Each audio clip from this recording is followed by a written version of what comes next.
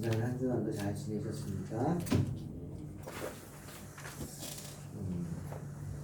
창세기 4장을 보면 첫사람 아담에게는 아들이 둘이 있었죠. 누구죠? 가인과 아벨. 아담의 아들입니다. 신앙의 가정이라는 말이죠. 그렇다면 당연히 둘 다 신앙 안에서 자랐겠죠.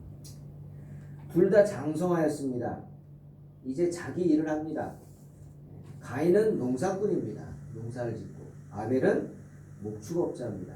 양을 칩니다. 창세기 3장에 우리는 아담과 하와에 대한 이야기를 알죠.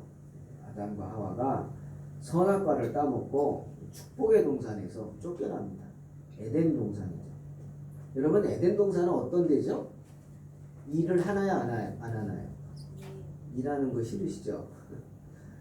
일을 하는 게 좋은 건데 그게 너무 부담이 되면 싫죠. 아담과 하와는 에덴 동산에서 일할 필요가 없었습니다. 농사를 질 필요도 없었어요. 왜? 그냥 천지사방에 먹을 거예요. 과수원 하시는 분들은 1년 내내 마음줄이죠. 그런 기사 보면 가슴 아프잖아요. 이제 사과가 빨갛게 막 있고 막 배가 막 큰 배가 열리고 그러는데 조금만 더 햇볕 받고 그래야 이제 달아지고 먹을 만한데 그 일주일만 견디면 되는데 그 일주일 사이에 뭐가 나와요? 태풍. 다 떨어집니다. 다 떨어져. 며칠만 있으면 딸 수 있는데 그 며칠을 못 버티고 다 떨어져서 아주 망연자실하는 그 농부들의 모습을 우리는 보죠. 같이 가슴 아프죠. 근데 에덴 동산은 그럴 필요가 없어요. 저절로 자라요. 뭐 벌레 잡아줄 것도 없고, 인공 수정할 것도 없고, 거름 줄 것도 없고, 가지 쳐줄 것도 없고, 땡볕에서 막 이렇게 손봐줄 것도 없고, 그냥 자기가 알아서 잘 자랍니다. 그게 에덴 동산이에요. 그냥 먹고 마시고, 놀고 쉬고, 자고 또 뭐 있어요? 기타 등등 그냥 편하게. 그런데 거기서 쫓겨났어요. 왜요? 죄를 졌기 때문에. 아담과 하와가 선악과 먹어서 쫓겨난 거예요. 그 결과 어떻게 됐어요? 여러분 아시죠? 아담과 하와는 성경 말씀대로라면 종신토록 수고해야 비로소 땅은 열매를 줍니다. 그래도 하나님이 소망은 끊지 않은 거예요. 아주 죽일 놈들 같으면 아무리 해도 죽게 만들죠. 근데 하나님은 죄는 밉지만 사람은 미운 게 아니죠. 하나님도. 그래서 아담과 하와에게 기회를 주신 거예요. 그 대신 뭐냐? 종일토록 일해야 된다. 종일토록 수고해야만 비로소 결과죠. 비로소 그래야만 이렇게 된다. 땅이 열매를 준다. 얼굴에 땀을 흘리면서 땀을 뻘뻘 흘리면서 얼굴이 시꺼멓게 햇빛에 타도록 그냥 손이 다 터지고 다리가 팅팅 붓도록 그렇게 일을 해야 비로소 땅이 소산을 준단 말이에요. 하나님께서는 아담과 하와를 에덴 동산에서 쫓겨나게 하신 후에 그들에게 저주를 주셨습니다. 근데 저주만 한 게 아닙니다. 하나님이 그들을 또 축복하셨습니다. 이게 저주죠. 너희가 땀 뻘뻘 흘려야 소산을 줄 거다. 이게 아담과 하와가 받은 저주입니다. 그럼 축복이 뭐냐? 창세기 3장 19절에 나옵니다. 뭐라고 그러셨냐면 너는 흙이니 어디로 돌아가라? 흙으로 돌아가라. 너는 흙이니 흙으로 돌아가라. 여러분 이게 왜 축복일까 궁금하시죠? 이게 엄청난 축복입니다. 돌아가라. 이 돌아간다는 말 히브리 원어를 보면 휴브라는 단어가 있습니다. 휴브.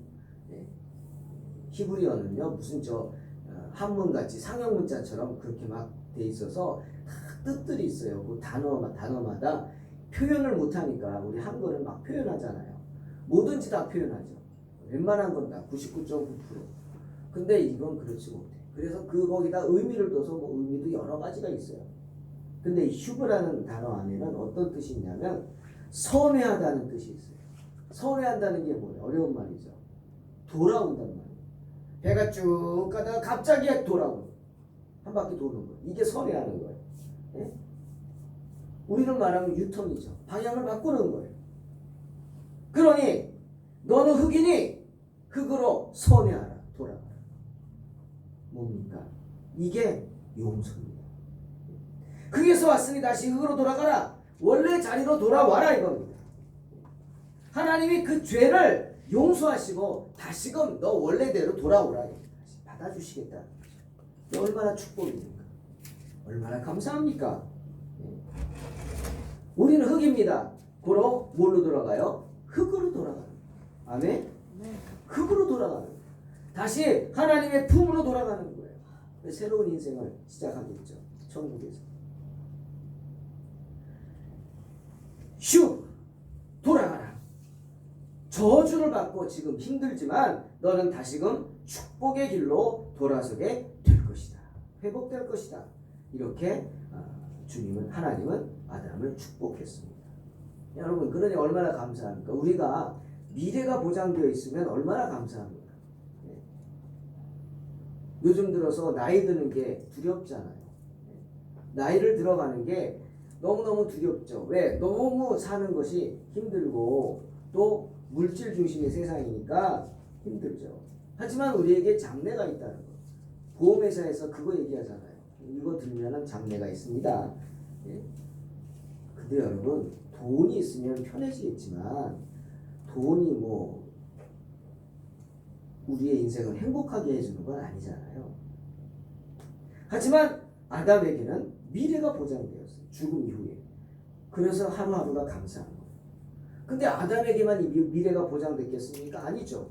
세상의 수고를 마다하지 않고 세상의 모든 고난 견디면서 하나님께 대한 신앙 잃어버리지 않는 사람들 모두에게 허락된 그런 축복인 줄로 믿습니다.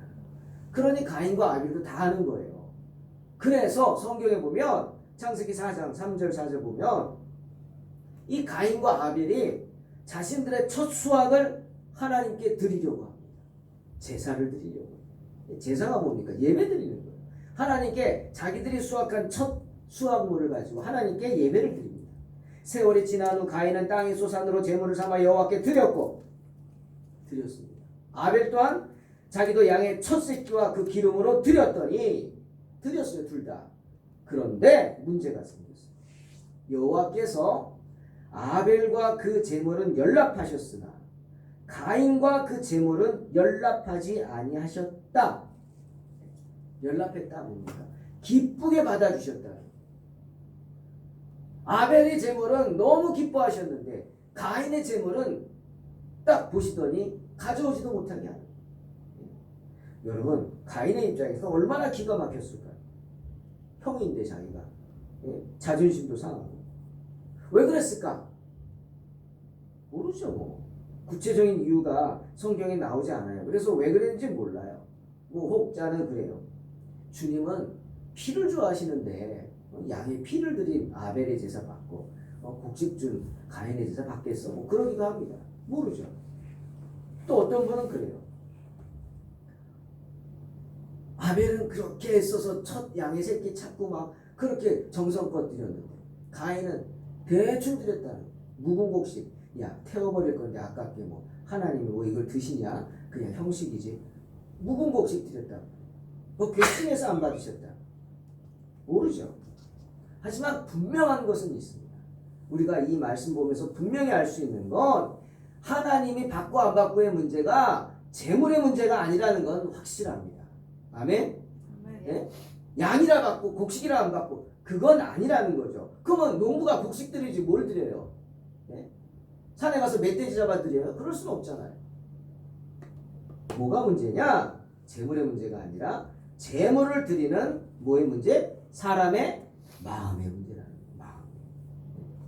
재물을 드리는 가인의 그 마음이 하나님 마음에 들지 않으셨기 때문에 하나님 받지 않으신 거예요. 믿습니까? 확실한 거죠 이게. 그거 우리 알 수 있어요. 창세기 4장 7절에 그런 하나님의 마음이 나와요. 뭐라 그럽니까? 제물을 안 받으니까 가인이 갑자기 얼굴 낯색이 변합니다. 여러분 낯색 변하는 거 아시죠? 얼굴이 막 빨개집니다. 분이 나가지고 참느라고 코에서 증기가 안 나오는지 모르겠어요. 씩씩거리고 막. 예? 그걸 보시고 하나님 가인에게 뭐라 그러냐면 내가 선을 행하면 어찌 낯을 들지 못하느냐? 선을 행치 아니하면 죄가 문에 엎드리느니라. 죄의 소원은 내게 있으나 너는 죄를 다스릴지니라. 선을 행하지 않았다는 거예요. 선. 여러분 선이 뭡니까? 착한 일이죠. 착한 일. 하나님 보시기에 착한 일이 뭘까요? 한번 오늘 묵상해 보시기 바랍니다. 이 일주일 동안 한번 하나님 보시기에 착한 일이 뭘지 묵상하시기를 주의 이름으로 축원합니다. 하나님께서는 제물 드리는 가인의 잘못된 마음을 꾸짖으신 거예요. 사랑하는 성도 여러분, 하나님께서 어떤 사람을 기뻐하실까요? 어떤 사람이 하나님께 예쁨을 받습니까? 예? 간단합니다. 우리가 가인과 아벨 이야기를 통해 알 수 있어요. 결론, 하나님의 마음을 얻는 사람입니다. 하나님의 마음을 기쁘시게 하는 사람이 바로 하나님께 예쁨 받을 수 있습니다. 아벨처럼 진심을 다해서 하나님을 섬기는 사람만이 하나님께 예쁨을 받을 수 있는 것입니다. 사무엘상 16장 1절에 보면 하나님이 사무엘을 책망합니다. 그러지 말라고. 너 뭐하고 있냐고.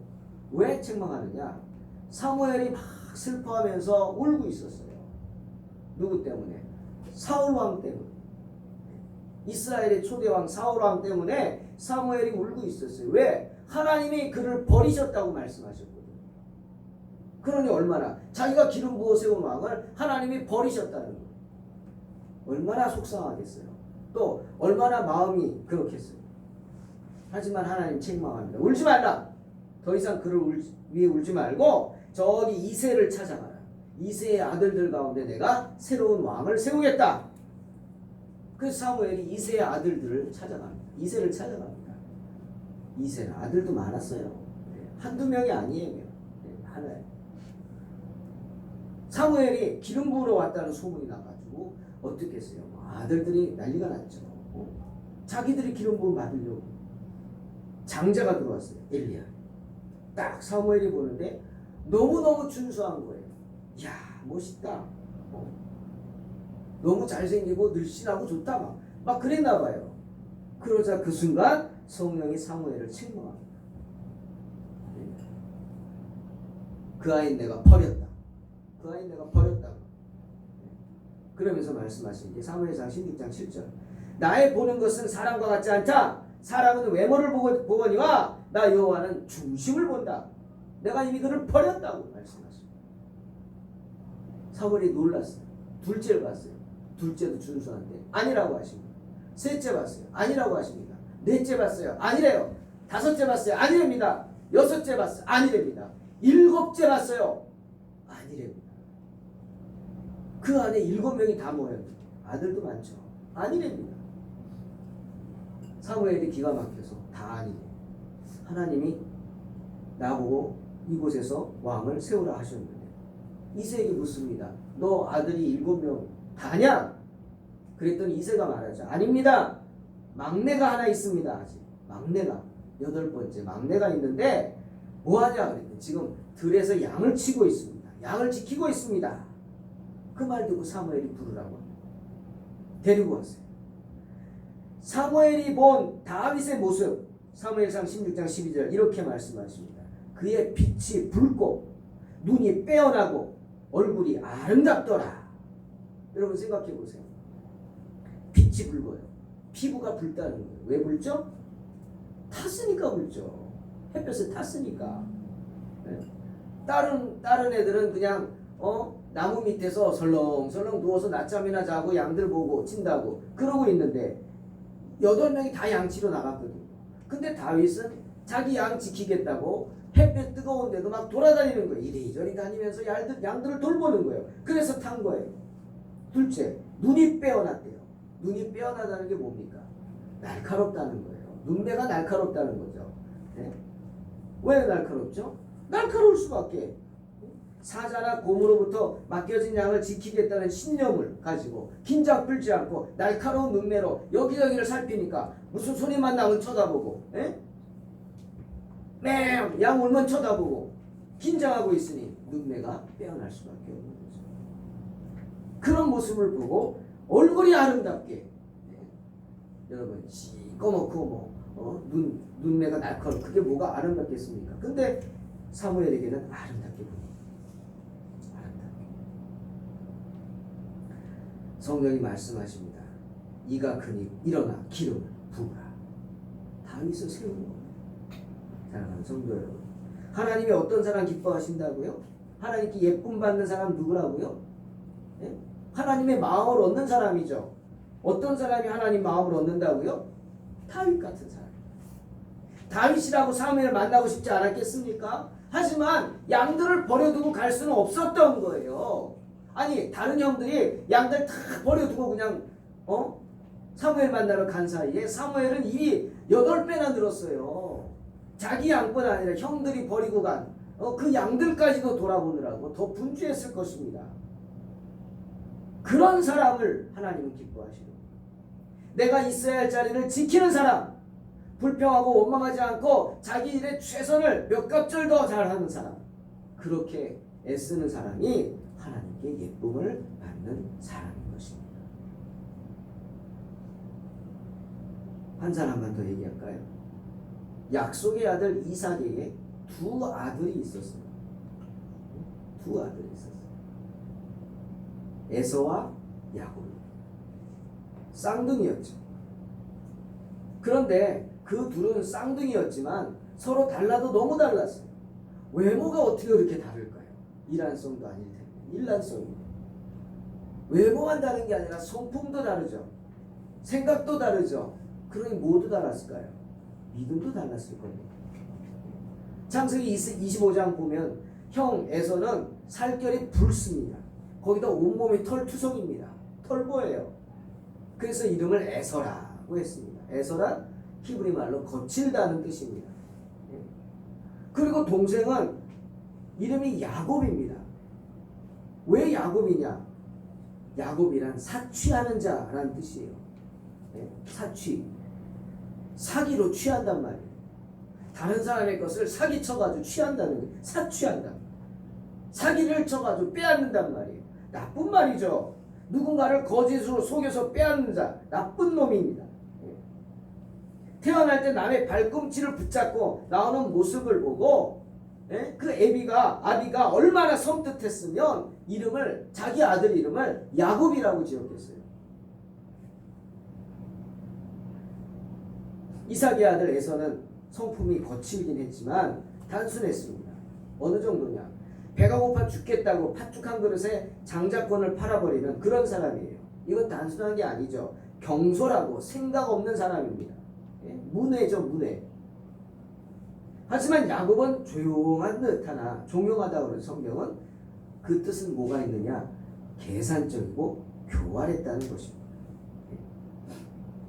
그 아이들이 장성함에 에서는 익숙한 사냥꾼인 고로 들사람이 되고 야곱은 종용한 사람인 고로 장막에 거했다. 에서는 들로 산으로 뛰어다니면서 사냥하기 바빠요. 여러분 사냥도 아무나 하는 거 아닙니다. 살생을 아무나 합니까? 하찮은 것도 죽인다는 건 얼마나 힘든 일입니까? 근데 그것을 즐겨한다. 에서가 어떤 사람인지 아시겠죠? 그러나 야곱은 천막 안에서 안 나가요. 뭐하고 있어요? 계산하고 있어요. 좀 나쁘게 말하면 사기칠 궁리만 하는 것 같아요. 주판만 두드리고 있단 말이에요. 어떻게 하면 장자권을 뺐을까? 맞잖아요. 성경대로 말이에요. 그게 야곱입니다.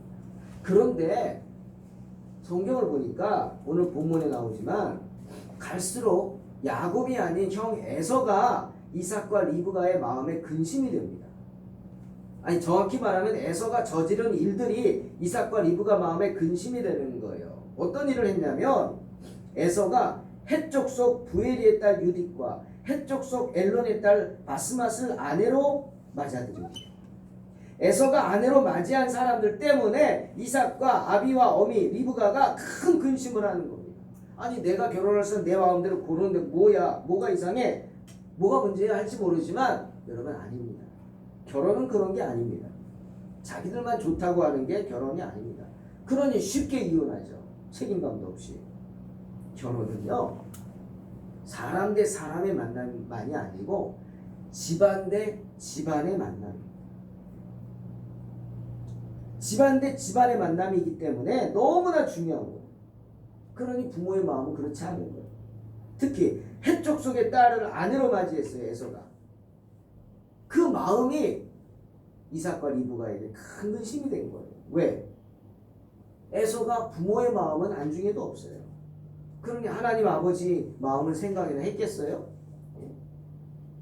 여러분 우리 재밌는 얘기 있죠. 청개구리 아시죠?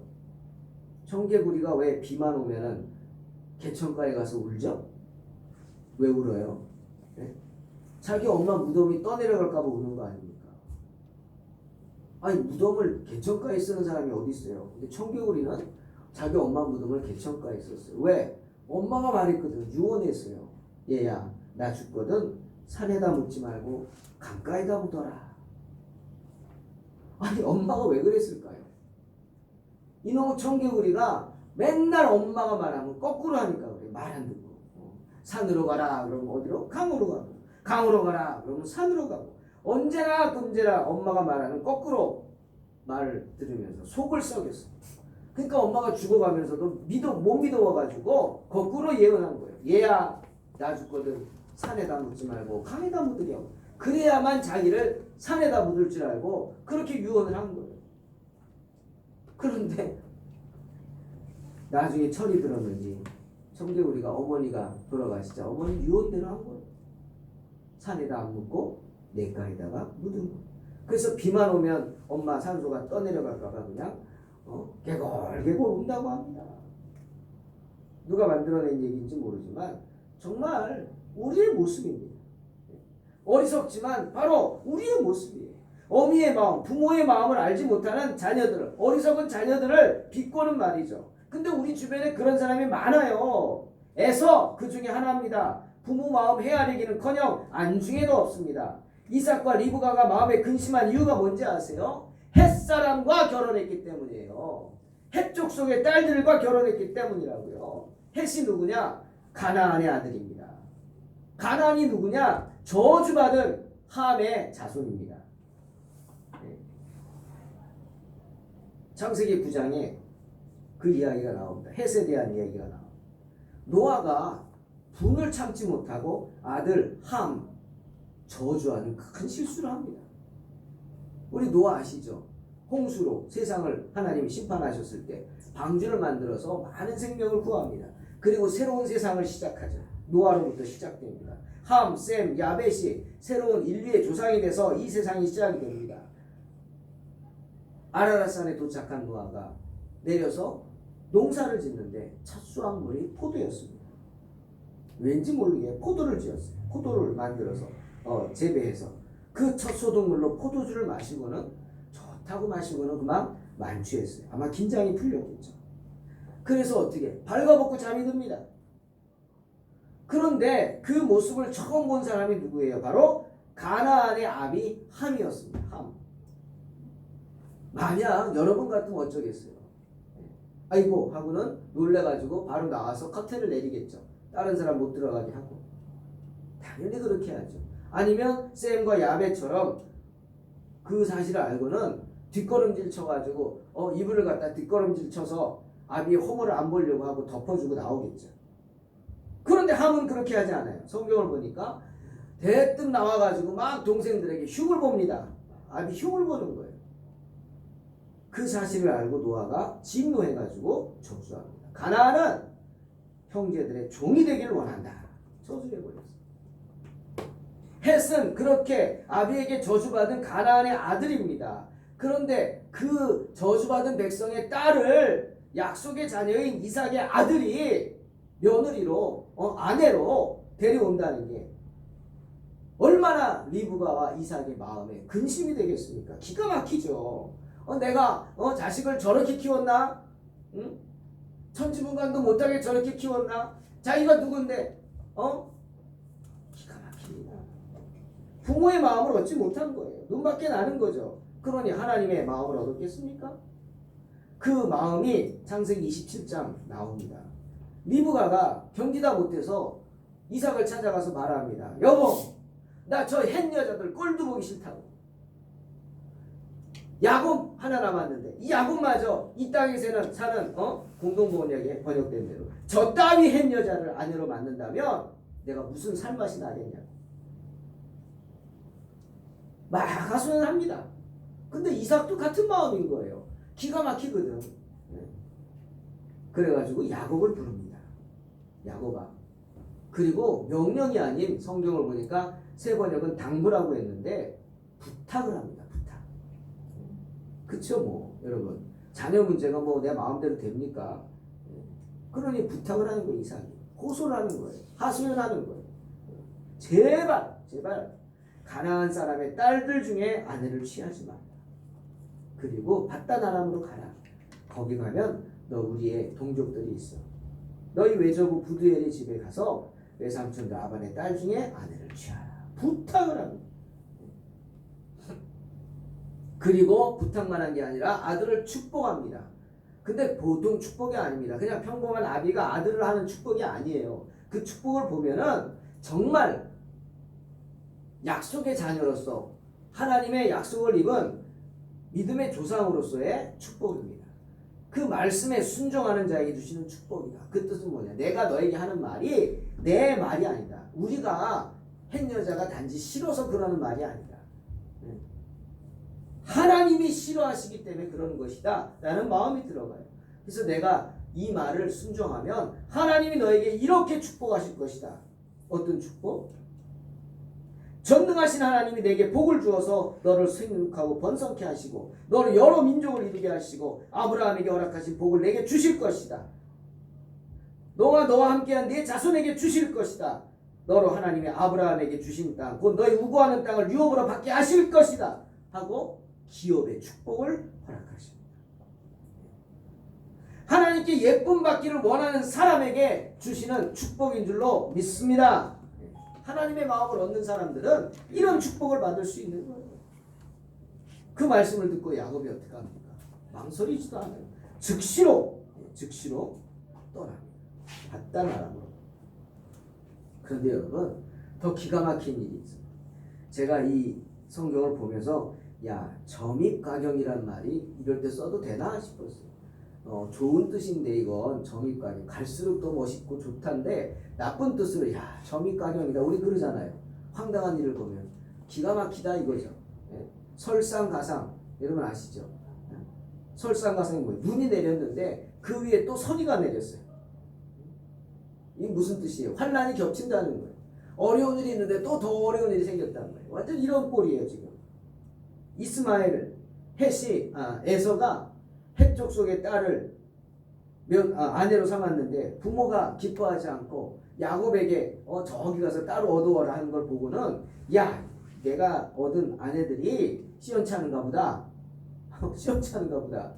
뭐가 못마땅하지? 부모님들에게 뭐가 못마땅하지? 그리고는 어떻게 했냐? 이스마엘의 딸 느바요스의 누이 마할렛을 아내로 취합니다. 창세기 28장 8절. 이게 바로 설상가상이에요. 여러분 이스마엘이 누굽니까? 이삭과 이스마엘. 어떻게 보면 이삭의 원수입니다. 원수. 이스마엘이 그렇게 이삭을 괴롭히고 죽이려고 했잖아요. 보다 못한 하나님께서 이스마엘을 떼어놓잖아요. 어미와 함께 떼어놓잖아요. 저기 바란 광야로 멀리 쫓아내시잖아요. 너도 딴 민족을 이루게 할 것이니 떠나라. 하갈과 함께 떠나보냅니다. 오죽하면 하나님이 갈라놓겠어요. 그게 이스마엘입니다.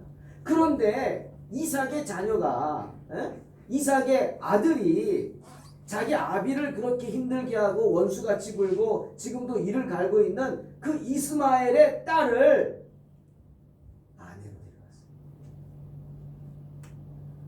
이삭과 리브가가 얼마나 기가 막힐까요?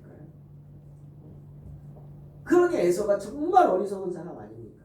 부모가 왜 햇사람의 딸들을 햇족 속의 딸들을 싫어하는지 그 마음을 읽지 못하고 엉뚱하게 가서 더 엉뚱한 짓을 해서 더 마음을 근심케 하는 행동을 한 사람이 바로 에서입니다. 사랑하는 성도 여러분, 어떤 분이 이런 말을 했어요. 사람의 마음을 얻기 위해선 한치의 거짓 없는 마음으로 다가가야 한다. 서로의 뜨거운 진심을 확인했을 때 비로소 그 마음의 문을 열고 들어갈 수 있다. 마음을 다해야 사랑을 얻는다. 그렇습니다. 그렇게 마음을 다해야 사랑을 얻는 것입니다. 솔직하게 대하면서 상대방의 마음을 얻을 수 있다면 그럼 하나님의 마음은 어떻게 해야 얻을 수 있을까요? 어떻게 해야 하나님께 예쁨 받는 사람이 될 수 있겠습니까? 아벨처럼 진심을 다하는 것 좋죠. 다윗처럼 있어야 할 자리 지키며 충성을 다하고 최선을 다하는 것도 좋습니다. 에서처럼 자기 생각만 하고 부모 마음을 안중에도 없는 어리석은 사람이 아니라 야곱처럼 부모의 마음을 읽을 줄 아는, 여러분 야곱은 그런 장점입니다. 부모의 마음을 읽을 줄 알아요. 부모님이 뭘 기뻐하시는지 알아요. 비록 열심히 특심이라 자기가 원하는 걸 얻기 위해서 여러 가지 인간적인 꾀를 부리고 험악한 인생을 자기가 고백처럼 살았지만 야곱은 부모의 마음과 특히 하나님의 마음을 읽을 줄 아는 그런 큰 은혜가 있었습니다. 그래서 말씀에 순종하는 거죠. 그런 사람이 하나님께 예쁨을 받는 사람이 되는 줄로 믿습니다. 하지만 여러분, 진실된 것도 좋고 충성된 것도 좋고 순종하는 것도 좋지만요, 하나님이 더 예뻐하시는 게 있어요. 하나님이 더 중요하게 생각하는 게 있어요. 그게 뭐냐면 내가 연약함을 인정하는 겁니다. 나는 약합니다 라고 고백하는 거예요. 나는 죄인입니다 라고만 고백하는 게 아니라 나는 죄인이지만 나는 연약합니다. 언제 어디서 어떻게 또 시험에 들고 시험에 빠질지 모르는 연약한 인생입니다 고백하는 그런 사람을 하나님 더 기뻐하세요. 고백만 하면 됩니까? 아니죠. 고백만 하는 게 아니라 그러니 주님 나 좀 도와주세요. 아니 나 좀 살려주세요 라고 부르짖는 사람을 하나님이 더 기뻐하시는 줄로 믿습니다. 하나님께 예쁨 받는 사람이 누구라고요? 부르짖는 사람. 하나님께 부르짖는 사람이에요. 나 약하니까 하나님 도와달라. 여러분 이런 말 있죠. 물에 빠진 사람 뭐라도 잡는다고요? 지푸라기. 지푸라기가 뭐가 있다고 그거 잡습니까? 그거 잡으면 살아요? 아니잖아요. 근데 물에 빠진 사람은 지푸라기라도 잡는 그런 심정을 갖고 있어요. 그런 심정으로 살아갑니다. 그만큼 갈급하다는 거예요. 우리도 그런 갈급함으로 살아가요. 물에 빠진 사람이 지푸라기라도 잡으려고 하는 그런 갈급함을 가지고 살죠. 하지만 우리가 잡는 건 지푸라기가 아니라 누구예요? 하나님이세요. 할렐루야. 능력의 주님이십니다. 그런 간절함으로 하나님을 붙잡으시기를 주의 이름으로 축원합니다. 출애굽기 2장 이스라엘 자손은 고역으로 인하여 탄식하며 부르짖으니 그 고역으로 인하여 부르짖는 소리가 하나님께 상달한지라 말씀하세요. 여러분 하나님이요 애굽에 있는 이스라엘 백성들을요 100년쯤 됐을 때 야 너 100년이나 노예 생활했구나 이제 풀어줄게 하지 않으십니다. 200년 어이구 200년이나 됐구나 풀어줄게. 300년 와 300년을 어떻게 견뎠니 내가 도와줄게 라고 하지 않아. 400년 아니 430년이 되셨을 때 하나님은 애굽에 있는 이스라엘 백성들을 출애굽시켜 주셨어요. 모세를 통해서. 근데 여러분 성경에 보면 이런 말씀이 있어요. 아까 출애굽기 2장 23절처럼 그 고역으로 인하여 부르짖는 소리가 하나님께 상달한지라. 뭐예요? 하나님이 그들을 430년 만에 구해주신 이유가 뭐라고요? 그들이 하나님께 부르짖었기 때문, 그들의 그 부르짖음이 하나님께 상달되었기 때문이라고 분명히 말씀하십니다. 정욕에 빠져 사명도 잃고 제멋대로 살다가 블레셋인에게 잡혀서 눈이 뽑힌 사람이 있어요. 누구예요? 삼손. 그 삼손이 마지막 순간에 다시금 힘을 얻어서 다곤 신정에서 조롱당하는 그 순간 기둥을 밀어가지고 성전을 무너뜨려 수많은 블레셋인들을 죽였죠. 어떻게 그런 줄 아세요? 성경은 나옵니다. 사사기 16장 28절에 삼손이 이렇게 기도합니다. 주여 구하옵나니 나를 불쌍히 여기소서. 하나님 구하옵나니 이번만 나를 강하게 하셔서 블레셋 사람이 나의 두 눈 뺀 원수를 단번에 갚게 하옵소서 하고 하나님께 부르짖었기 때문입니다. 오늘 본문 역대상 5장 보니까 르우벤 지파와 갓 지파와 므낫세 반 지파가 등장합니다.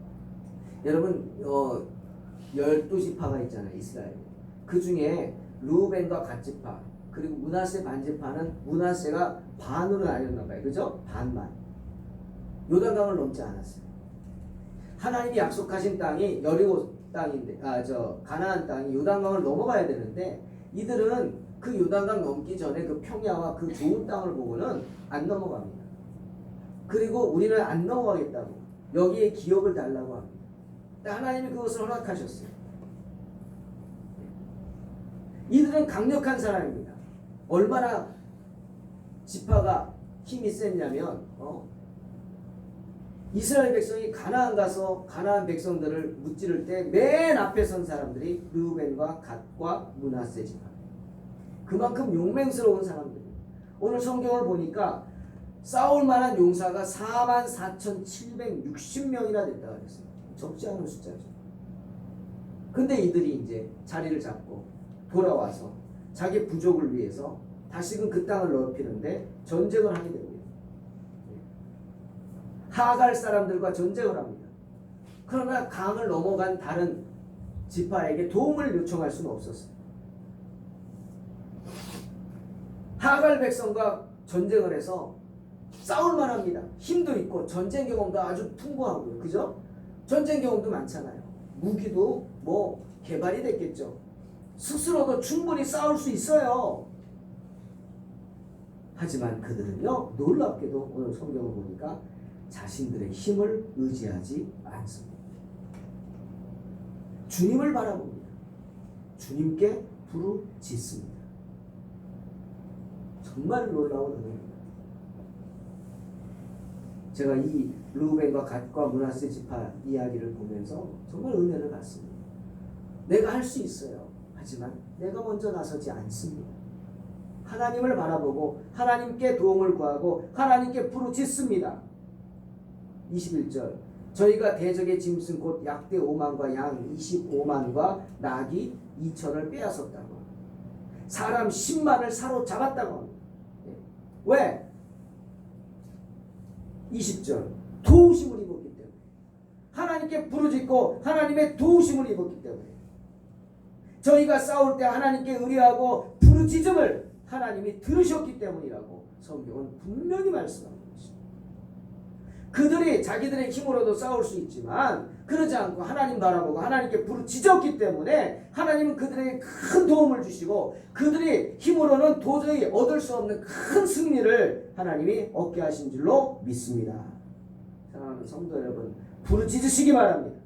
예레미야 33장 3절에 뭐라고 그랬어요? 너는 내게 부르짖으라 내가 내게 응답하겠고 내가 알지 못하는 크고 비밀한 일을 내게 보이리라 분명히 약속하지 않습니까? 하나님께서는 어떠한 경우에도 부르짖는 자에게 응답하시는 줄로 믿습니다. 내 힘 의지하지 않고 하나님의 능력을 의지하여 부르짖는 자에게 응답하시겠다고 주님 확실히 약속하신 줄로 믿습니다. 하나님께 예쁨 받는 사람 누굽니까? 교만하지 않는 사람, 내게 있는 것 자랑하지 않는 사람, 어떠한 형편과 처지에도 낙심치 않고 주님 바라보고 그리고 부르짖는 사람만이 하나님께 예쁨 받는 사람이 될 줄로 믿습니다. 저와 여러분 부르짖을 수 있습니다. 부르짖는 게 뭡니까? 기도하는 겁니다. 우리는 기도할 수 있습니다. 언제나 부르짖음으로 주님께 부르짖음으로 승리하시기를 주의 이름으로 축원합니다. 기도하겠습니다. 하나님 감사합니다. 부르짖는 사람, 하나님께 예쁨 받는 사람은 언제나 부르짖는 사람입니다. 내 힘을 의지하지 않고 내 생각을 의지하지 않고 교만히 행하지 않고 항상 주님 앞에 엎드려 주님께 부르짖는 사람인 줄로 믿습니다. 이런 믿음으로 승리하게 하여 주시옵소서. 예수님의 이름으로 기도하옵나이다. 아멘.